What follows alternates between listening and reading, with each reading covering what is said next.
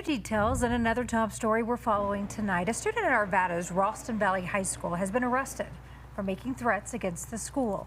Arvada police say hours after the shooting at Evergreen High in September, that student posted a photo on Snapchat showing a rifle and ammunition with the caption, "Be ready, RV."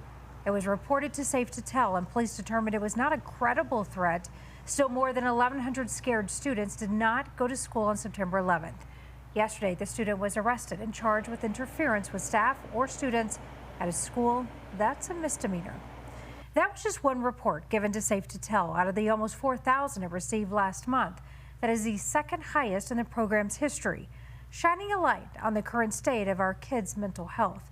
Take a look. Safe2Tell says it received more than 3,800 reports last month. Almost 19% of those were concerns related to school safety, 13% about bullying, another 13% about mental health.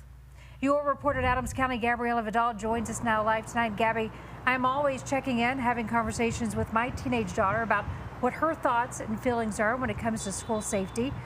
I know that you spoke with your community superintendent today about this very issue.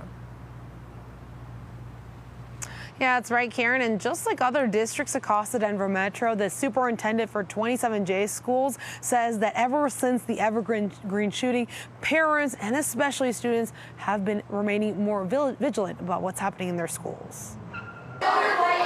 A lot of students right now are scared. Now more than ever, students are turning their fears into action. The fear that's always kind of irrational in the back of your mind becomes possibly real.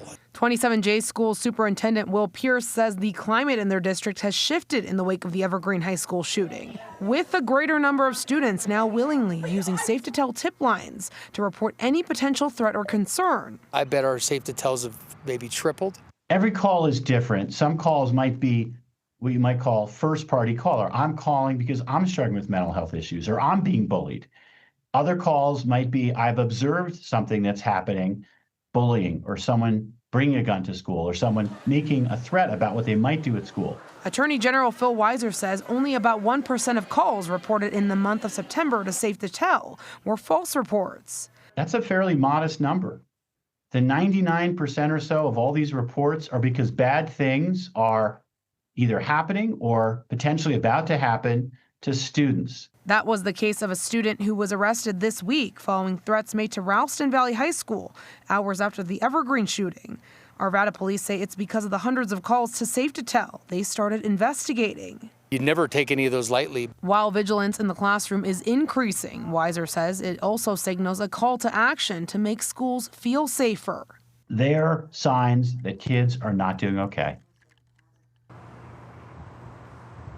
And the Attorney General tells me that he's planning on having a town hall with students in the Jefferson County community later this month on October 21st at Arvada West to talk more about how we can keep kids safer in schools. Gabriela Vidal covering Call to First. So important. Gabby, thank you.